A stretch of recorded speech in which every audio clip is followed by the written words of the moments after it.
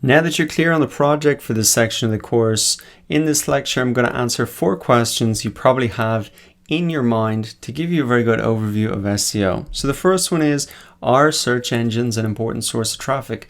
Is SEO worth really you investing time to learn about? Number 2, why is traffic from the search engines so valuable, even more valuable than traffic coming from Facebook? Number 3, how do search engines actually work?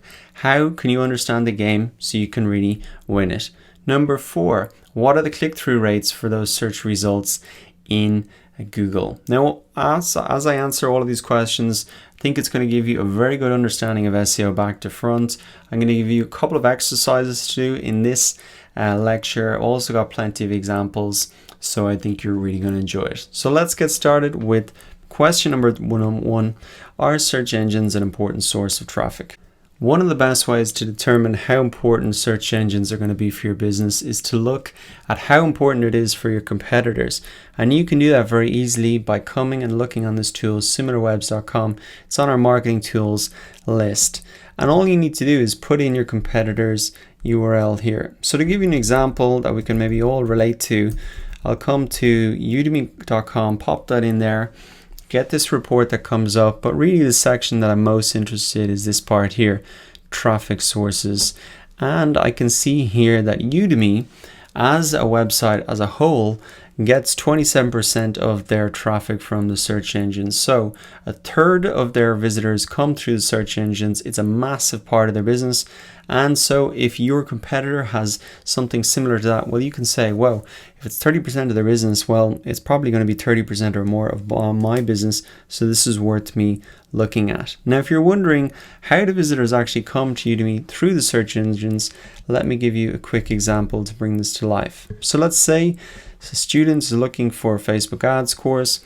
The top result here is a Udemy course, and they really come through the search engines here and head on into the Udemy site. Now, another way to determine if the search engines are going to be an important source of traffic for your business is to really see how often you use the search engines yourself.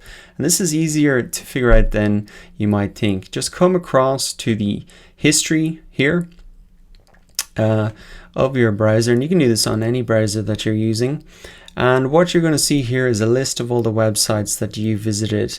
And you can see for me, there's a huge amount of websites. Now I want to narrow that down and get to just see the number of times that I've gone to Google, and specifically google.ie because I'm based in Ireland, to really find solutions to my problems. And you can see here that there's just a massive amount. I go to Google, I don't know, maybe 50, 100 times a day to search for things, to get answers to questions that I have. So if you're not sure if, Google can be an important source of traffic, we'll come in here and look at how often you actually use it to find and be brought to other websites, and that might change your mind. Now on to question number 2, why is traffic from the search engines so valuable? And I'm going to highlight this using an example. So traffic coming from Google is very valuable for 3 particular reasons, and it all boils down to the reason that people use Google and the search engines in the first place. So as an example, let's say I type in best desktop microphone. Now, this seems so simple, but it's very, very different right from the start. I've come to Google because I've got a problem. I don't know what the best desktop microphone is. I want to buy one. So I'm coming to Google to really get a solution to my problem. Not only that I'm actively looking for a solution, but I'm very specific in what I'm looking for. I'm looking for the best desktop microphone. And finally, I'm looking for it right now.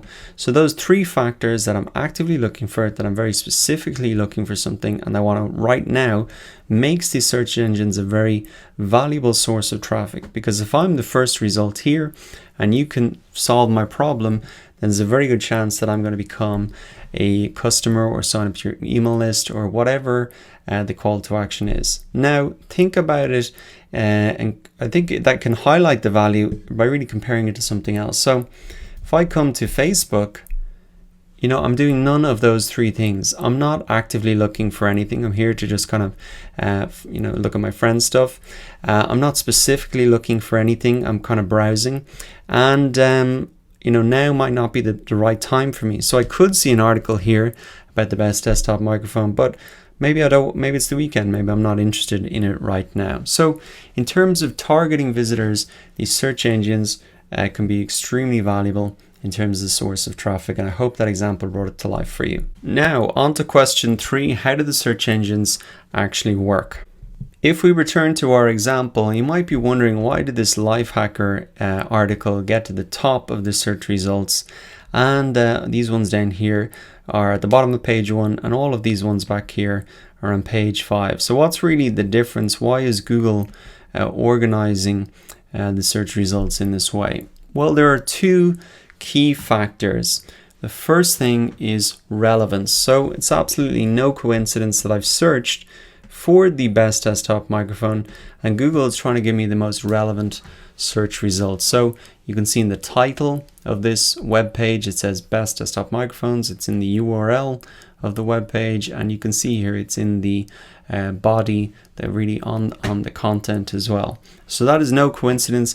Google is matching up the most relevant search results. And also you can see, in contrast, if we move further down the page, it says top 10 USB microphones. Now I didn't search for a USB microphone, I searched for a best desktop microphone.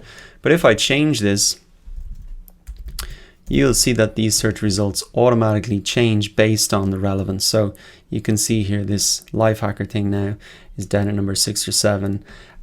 So relevance is a key factor that really determines how those search results appear. Now, relevance is not the only factor. It's not just good enough to have a relevant post to get to the top of the search results. You also need to have authority. Google really wants to put the best content at the top so its users are happy and keep coming back to Google. And so the way that Google determines authority is through links, or also known as backlinks. And this is a big part of SEO. So you might be wondering, what is a link and why is it a good measure of authority? Well, I have found a link to this first article here on Google, and I'll show you how this kind of works in practice. So this is a blog post. It's about a guy talking about voiceovers. He goes through the process, etc., explains it all, and at the very end he talks about equipment. So he's saying to his audience, look, this is the equipment you need to carry out this process. And instead of him rehashing everything, he says, look, you can get these good microphones for less than 100. Lifehacker has a nice roundup. Here's a link to their post, and you can see this opens up on the same post here. So he's referencing this article. He's saying this is a good source of information. You should go check that out. Now Google really looks at these links and they say, well, if this guy plus maybe 50 other guys are linking to it, well then it must be a good source of information for that particular topic. So as a result, they rank you a lot higher in these search results. To recap on that point then, relevance and authority are the key factors to getting to the top of the search results, and that authority is really determined by the number of links that you have, the number of people referencing your content. Now the final point is about click-through rates, and this is a very quick point that I want you to understand. So you might be wondering, what are click-through rates? Why are they important? Well, click-through rates, it's very simple. It's really the percentage of people who search for a term and really how many people actually click through to the first result as opposed to clicking through to, say, the 5th result. And you might have heard about SEO. Everyone talks about, I need to rank number 1. Why are people obsessed with that? Well, the reason is that the first result here gets a disproportionate amount of the clicks. So I've put through a quick example here. Now these are just estimates. The figures might be exact, but at a high level, it's true. So 31% of the people who search for a term will click on the first result, 14% second result, etc. You can see the split there that goes down. Position 6 to 10 is about 3%. So 70% of all the clicks will go to the first 10 results here on the first page of Google. So this is really where you want to be. And even more so if you can get to the top spot, that is extremely valuable place to be. Page 2, there are some clicks that will go there.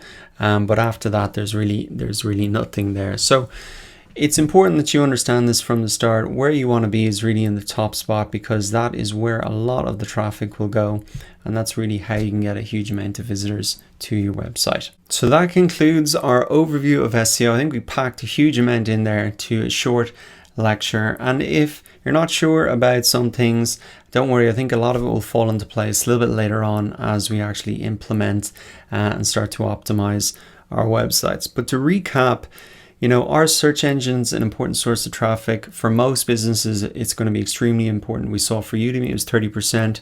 You can use SimilarWeb to check it for competitors.